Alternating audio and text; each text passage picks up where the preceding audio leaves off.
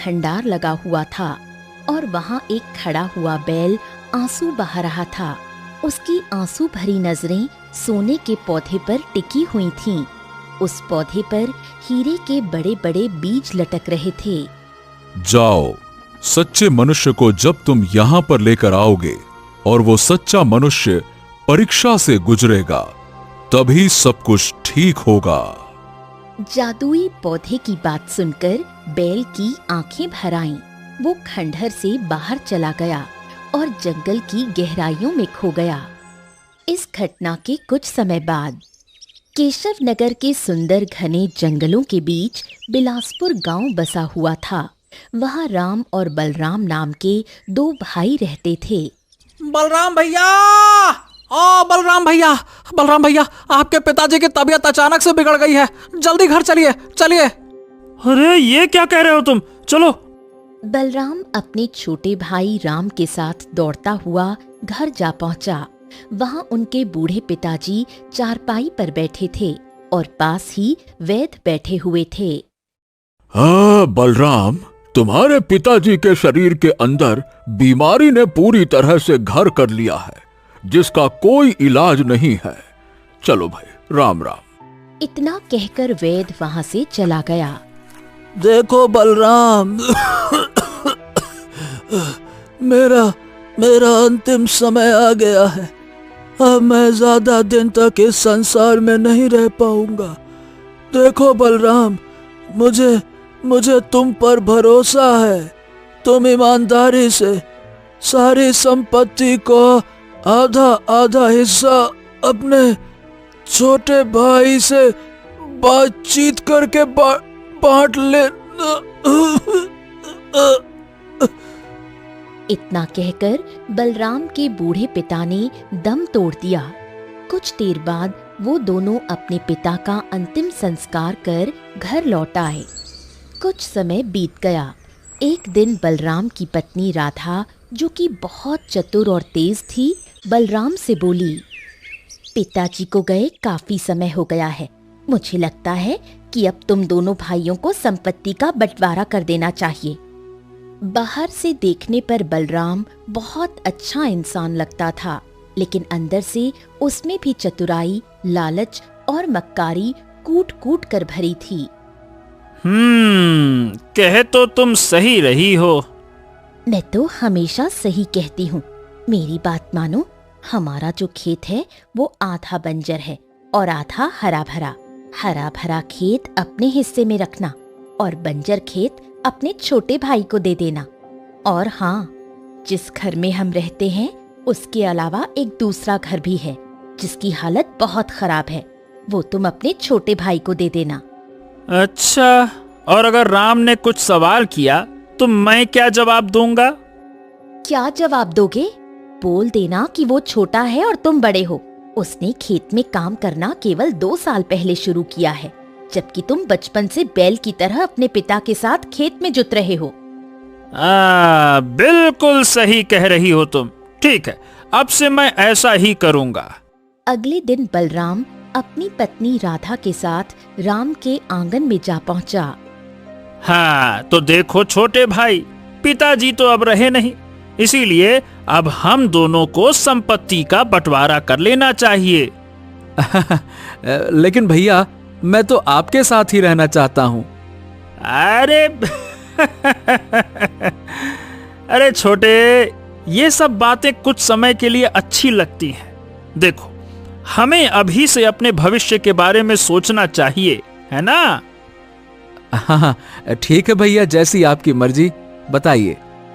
हाँ, तो फिर मेरी बात ध्यान से सुनो। देखो, हमारा खेत आधा उपजाऊ है और आधा बंजर। उपजाऊ जमीन का हिस्सा मैं रखूंगा, क्योंकि भाई मैं बचपन से ही पिताजी के साथ मेहनत करता आया हूं, खेती करता आया हूं, जबकि तुम केवल 2 वर्ष से खेत में हाथ बटा रहे हो। और हमारे 2 घर हैं, एक ये है और दूसरा घर। उसमें तुम अपनी पत्नी के साथ रहोगे, क्योंकि इस घर पर मैंने काफी खर्चा किया है, इसीलिए मैं यहाँ रहूंगा। ठीक है? ये सुनकर राम चौंक गया। तभी उसकी पत्नी गौरी गुस्से से बोली, ये तो सरासर अन्याय है। आप बेकार के हिस्से अपने छोटे भाई को दे रहे हैं और अच्छे हिस्से अपने पास रख रहे हैं। देखिए भैया, मेरी पत्नी गौरी सही कह रही है। खेत का आधा बंजर हिस्सा अगर आप मुझे दे देंगे तो मैं खेती किस पर करूंगा?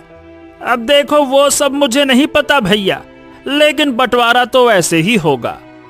जिस दूसरे घर की आप बात कर रहे हैं वो घर नहीं बल्कि एक झोपड़ी है। तो मैं क्या कर सकता हूँ? तुम दोनों के हिस्से में वही आ रहा है तो वही न दूंगा। ये क्या बात कर रहे हैं भैया? आप गलत बंटवारा कर रहे हैं। मैं इस बंटवारे को नहीं मानता। बंटवारा होना चाहिए तो पूरा न्याय से होना चाहिए। खराब खराब चीज हमारे हिस्से, अच्छी अच्छी चीज आपके हिस्से, ये बंटवारा होता है क्या? ये तो मनमानी है। मनमानी है तो फिर ठीक है भैया, अगर तुम इस मामले को पंचायत में ले जाना चाहते हो तो तुम्हारी मर्जी। इस गांव का मुखिया मेरा दोस्त है, वो भी मेरी ही बात मानेगा। समझ गए? अभी जो मिल रहा है रख लो, बाद में कहो ये भी ना मिले। बेहतर यही होगा कि पंचायत तुम्हें जलील करे और कुछ ना दे। उससे अच्छा है कि ये मामला घर की चार दीवारी में सुलझा लो। हाँ ठीक है भैया। हाँ तो फिर ठीक है भाई, हो गया फैसला। तुम अभी और इसी वक्त ये घर छोड़कर चले जाओ। चलो भाई। राम आंखों में आंसू लिए अपना सामान उठाकर दूसरे घर में चला गया। गौरी ने बिल्कुल सही कहा था, वो घर नहीं बल्कि केवल एक झोपड़ी थी। तुम्हारे बड़े भाई ने हमारे साथ इतना बड़ा धोखा किया। वो पूरी तरह से बेईमानी पर उतर आए और तुमने कोई आवाज भी नहीं उठाई। मैं चाहता तो पंचायत में मामला ले जा सकता था, परंतु बदनामी तो हमारे घर की होती ना गौरी। ये सब तो ठीक है, लेकिन अब आप क्या करेंगे? क्या कभी बंजर जमीन पर अनाज उगता है? मुझे भगवान पर पूरा भरोसा है। भगवान ने मुझे 2 परिश्रमी हाथ दिए हैं। देखना तू गौरी, मैं बंजर जमीन का सीना चीरकर उसमें बीज बो दूंगा, और अगर भगवान की कृपा रही तो उसी में अनाज उगाकर गांव वालों को दिखाऊंगा। तू देखना। अगले दिन राम अपने बंजर खेत पर पहुंचा और हल चलाने लगा। तभी गांव का एक व्यक्ति वहां आया और राम से बोला, अरे राम भैया, ये क्या? अरे भैया, ये तो जमीन बंजर है। इसमें मेहनत करके अपना समय क्यों बर्बाद कर रहे हो भाई? राम कुछ नहीं बोला और जमीन पर हल चलाता रहा। वो व्यक्ति वहां से चला गया, लेकिन राम ने अपनी मेहनत करना जारी रखा। राम कई दिनों तक अपने खेत में मेहनत करता रहा, लेकिन कुछ भी उगता नजर नहीं आया। थक हार कर एक दिन वो घर पर उदास बैठा था। तभी उसकी पत्नी गौरी आई। मैंने आपसे पहले ही कहा था, बंजर जमीन पर हल चलाने से कोई फायदा नहीं। ये सुनकर राम रोने लगा। गौरी, काश मेरे पास एक बैल होता तो मैं इसी बंजर जमीन पर अनाज उगाकर दिखा देता, लेकिन मैं करूं तो क्या करूं? अरे मेरा बदन टूट रहा है मेहनत कर करके। ये बंजर जमीन है, मेरा शरीर दोपहर के बाद साथ छोड़ देता है। अब नहीं होता मुझसे, नहीं होता। मुझे तुम्हारी मेहनत पर पूरा भरोसा है, लेकिन तुम्हें ये भी सोचना चाहिए कि घर पर भी अनाज खत्म होने को है। तुम्हें कोई और धंधा शुरू करना चाहिए जिसमें इतनी आमदनी हो जाए कि हम दोनों को 2 वक्त की रोटी पेट भरकर मिल सके। लेकिन गौरी, दूसरा धंधा या व्यापार करने के लिए धन की आवश्यकता होती है, और मेरे पास तो कुछ भी नहीं है।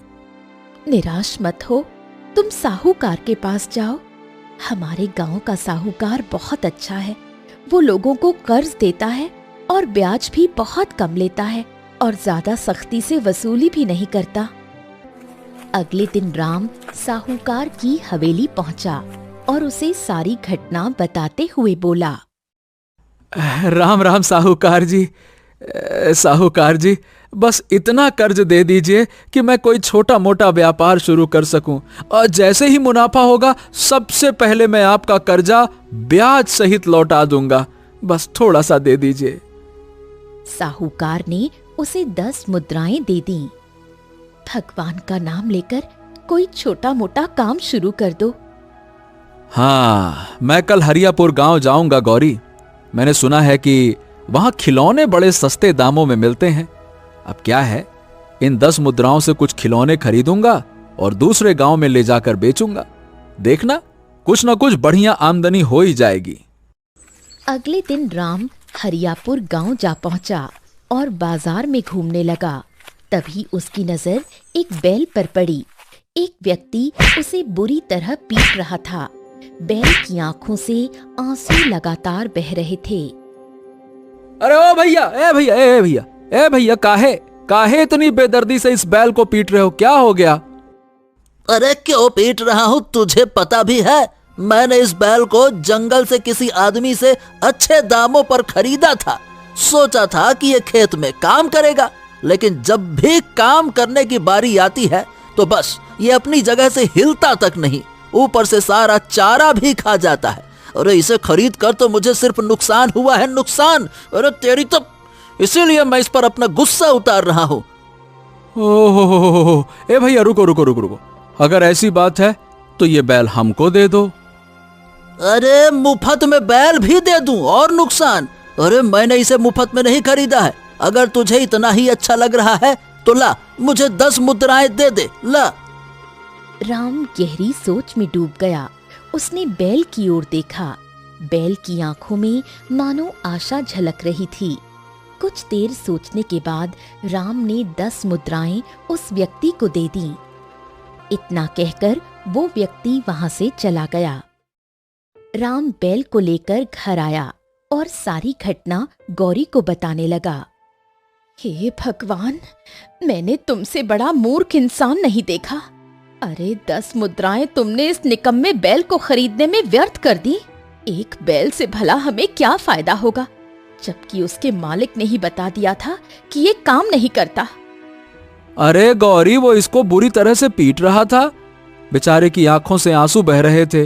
अब मुझे दया आ गई, इसीलिए मैं खुद को रोक नहीं सका और इसको ले आया। तो अब इसका क्या करोगे? अचार डालोगे? अरे भाई, जो काम नफरत से नहीं हो सकता वो प्रेम से हो सकता है। चिंता ना करो, कल मैं इसे अपने बंजर खेत में ले जाऊंगा और इसकी मदद से अनाज उगाने का प्रयास करूंगा। अगले दिन राम बैल को लेकर बंजर खेत में जा पहुंचा। हाँ, अब ठीक लग रहा है ना? अच्छा देखो, मैं तुम्हें भोला कहकर पुकारूंगा। देखो भोला, जिन 10 मुद्राओं से मैंने तुम्हें खरीदा था वो तो मैंने कर्ज में ली थी, इसीलिए तुम मेरी मदद जरूर करना, ठीक है? चलो। राम ने बैल को हल में जोतने का प्रयास किया, लेकिन बैल अपनी जगह से हिला तक नहीं। अरे आखिरकार तुझे हो क्या गया है? तू अपनी जगह से हिल क्यों नहीं रहा है? चल भाई, चल। राम ने दिन भर कोशिश की, लेकिन बैल ने कोई काम नहीं किया। शाम को थक हार कर वो बैल को घर ले आया। घर पर राम का उतरा हुआ चेहरा देखकर गौरी ने गुस्से से कहा, क्या हुआ? तुम्हारे इस बैल ने तुम्हारा पूरा खेत जोत डाला? चेहरा तो बिल्कुल बुझा हुआ लग रहा है। राम कुछ नहीं बोला।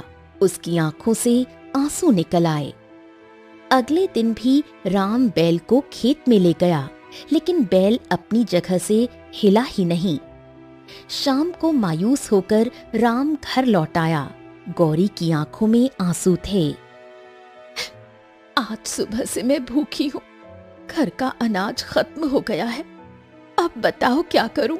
क्या तुम्हारे भाई के सामने हाथ फैलाऊं? वही भाई जिन्होंने हमें धोखा देकर सब कुछ छीन लिया। राम की आंखों से भी आंसू छलक पड़े। वो बाहर आंगन में बैल के पास बैठ गया और देर तक रोता रहा। आधी रात हो चुकी थी।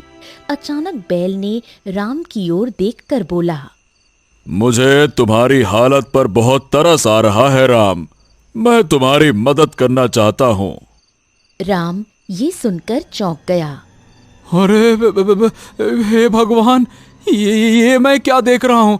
एक बैल मनुष्य की भाषा में बात कर रहा है। हे भाई, कौन हो तुम? घबराओ मत, मैं तुम्हारा नुकसान नहीं करूंगा। ये मत पूछो कि मैं कैसे बोल रहा हूं, बस ये समझो मैं तुम्हारी मदद कर सकता हूं। राम का डर थोड़ा कम हुआ। उसने तुरंत गौरी को बुलाया और सारी घटना बताई। हे भगवान, ये बैल मनुष्य की तरह बोल रहा है। राम, इसे वापस वहीं छोड़ाओ जहां से तुम इसे लाए थे। अरे भगवान के लिए ऐसा मत करना, नहीं तो मेरा पुराना मालिक मुझे पीट पीट कर मार डालेगा। बहुत तेज मारता है। नहीं नहीं नहीं नहीं नहीं नहीं, नहीं, ऐसा मत करना। तुम हमारी मदद कैसे कर सकते हो? मैं एक ऐसे जंगल का पता जानता हूं जहां जादुई बीज मिलते हैं। अगर तुम उन्हें अपने बंजर जमीन में बो दोगे तो फिर उसका चमत्कार देखना। हाँ। राम ने गौरी की ओर देखा। एक बार इसकी बात मानने में क्या हर्ज है? हो सकता है हमारी किस्मत बदल जाए। ठीक है। हाँ तो ठीक है, फिर मेरी रस्सी खोल दो। राम ने बैल की रस्सी खोल दी। बैल जंगल की ओर दौड़ पड़ा। राम और गौरी भी उसके पीछे दौड़ने लगे। कुछ देर बाद बैल जंगल में बने एक खंडहर के सामने रुक गया। चलो मेरे साथ, तुम्हें जादुई बीज यहीं खंडहर के अंदर मिलेगा। राम और गौरी बैल के साथ खंडहर के अंदर चले गए। अंदर पहुंचकर राम ने देखा कि जमीन पर बहुत से बीज बिखरे पड़े थे। बाप रे बाप, जमीन पर तो अनाज पौधे हरियाली उगते देखा, लेकिन बीजों को खुद ब खुद उगते हुए पहली बार देख रहा हूं। गजब है गौरी। राम, देखो, ये बीज रंग बिरंगी किरणों से जगमगा भी रहे हैं। इनमें से कुछ बीज उठा लो और फिर उनका चमत्कार देखना। उठा लो। तभी गौरी की नजर एक बड़े पौधे पर पड़ी जो शुद्ध सोने का बना हुआ था और उस पर हीरों से बने बीज उग रहे थे। ये तो बड़ा ही विचित्र पौधा है। हाँ, इसका भी एक रहस्य है, लेकिन वो रहस्य अभी मैं तुम्हें नहीं बता सकता। सही समय आने पर सब बताऊंगा। राम ने कुछ बीज उठाए, फिर वो गौरी और बैल के साथ घर लौट आया। अब तुम आज रात ही इन बीजों को अपने बंजर जमीन पर बो दो। राम, गौरी और बैल खेत में पहुंचे। राम ने उन बीजों को अपनी जमीन में बो दिया। अब घर चलो, सुबह इसका चमत्कार देखना। अगली सुबह राम और गौरी खेत पहुंचे। सामने का दृश्य देखकर दोनों की आंखें आश्चर्य से फैल गईं। पूरा खेत हरे भरे पौधों और लहलहाती फसल से भर चुका था। अरे गौरी, गौरी, हमारा बंजर खेत तो हरा भरा हो गया। राम, इसका मतलब बैल सही कह रहा था। मुझे माफ कर दो। जब तुम बैल को लेकर आए थे तो मैंने तुम्हें बहुत बुरा भला कहा। देखो गौरी, ये फसल तो पूरी तरह से पक चुकी है। चलो इसको काट लेते हैं और बेच देते हैं। राम और गौरी ने मिलकर मेहनत से फसल काटनी शुरू कर दी। इसी दौरान राम का बड़ा भाई बलराम वहां आ गया। सामने अचानक फसल लहलहाते देख वो चौंक पड़ा। ए राम, ये क्या है भाई? गजब! कल तक तो ये खेत बंजर था और आज इस पर लहलहाती फसल खड़ी है। कैसे भैया, कैसे हो गया रे छोटू ये? राम कुछ कहने ही वाला था कि गौरी ने तुरंत उसे रोक दिया। ये सब ईश्वर की कृपा है जेठ जी। राम ने फसल को अच्छे दामों पर बेचा और बहुत सारा धन गौरी के हाथों पर रख दिया। गौरी ये देखकर प्रसन्न हो गई। राम, पूरे गांव में हंगामा मच गया है। किसी को विश्वास ही नहीं हो रहा कि एक ही रात में खेत में फसल उगाई। हाँ, जब बड़े भैया पूछ रहे थे तो मैं सच बताने ही वाला था। अपने बड़े भाई को इस जादुई बैल के बारे में मत बताना, नहीं तो वो भी इसे छीनने का प्रयास करेंगे। शायद तुम सही कह रही हो गौरी। समय इसी तरह बीतने लगा। अब राम हर माह बैल के साथ जादुई जंगल जाता, वहाँ से जादुई बीज लाता और अपनी बंजर जमीन पर बो देता।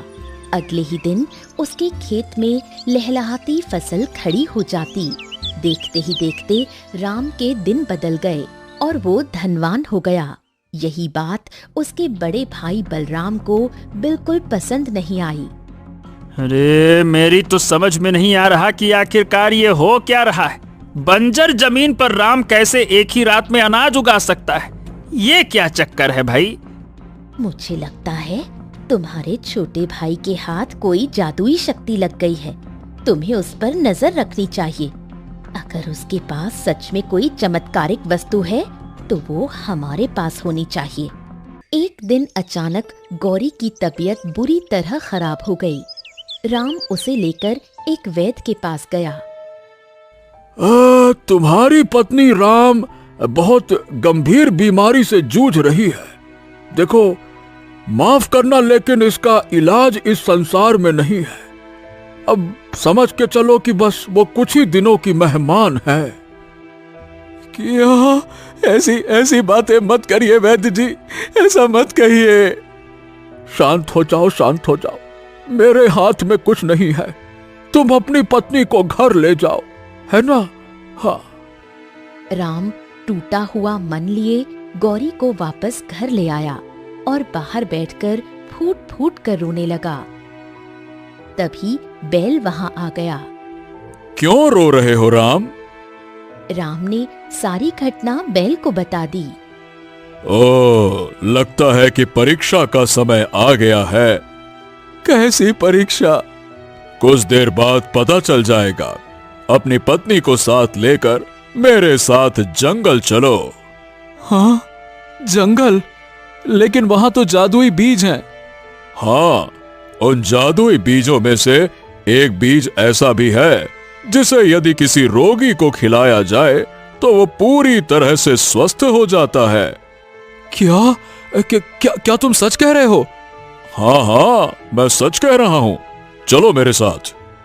राम अपनी पत्नी गौरी को लेकर बैल के साथ जंगल की ओर चल पड़ा, मगर उसे पता नहीं था कि ये सब दृश्य उसका बड़ा भाई बलराम दूर से देख रहा है। बलराम तुरंत भागता हुआ अपनी पत्नी राधा के पास जा पहुंचा और सारी घटना उसे बता दी। इसका मतलब अब तक जो कुछ भी चमत्कार हो रहा था वो सब जादुई बीजों की वजह से था। चलो हम दोनों उनका पीछा करते हैं। बलराम और राधा चुपके चुपके राम और बैल का पीछा करने लगे। कुछ देर बाद राम और गौरी खंडहर के अंदर पहुंचे। वहां पर विशेष प्रकार के बीज उग रहे थे। वो वहां देखो राम, तुम्हें वो पौधा दिख रहा है ना? हाँ। अरे ये तो सोने का पौधा है जिस पर हीरों के बीज लगे हुए हैं। हाँ, उसे ध्यान से देखो। उस हीरों के बीच तुम्हें एक साधारण बीज दिखाई देगा। हाँ, इसमें सचमुच एक साधारण बीज भी है। हाँ। बस अब मेरी बात ध्यान से सुनो। अगर तुम इन हीरों के बीज को अपने खेत में बोओगे तो अगले दिन तुम्हारे खेत में अनगिनत कीमती हीरे उगेंगे और तुम संसार के सबसे धनवान व्यक्ति बन जाओगे।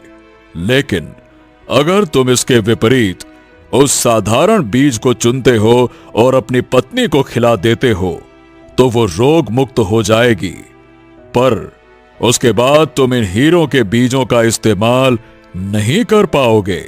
यहां तक कि इन जादुई बीजों को जो तुम बोते आए हो इनका भी उपयोग नहीं कर पाओगे।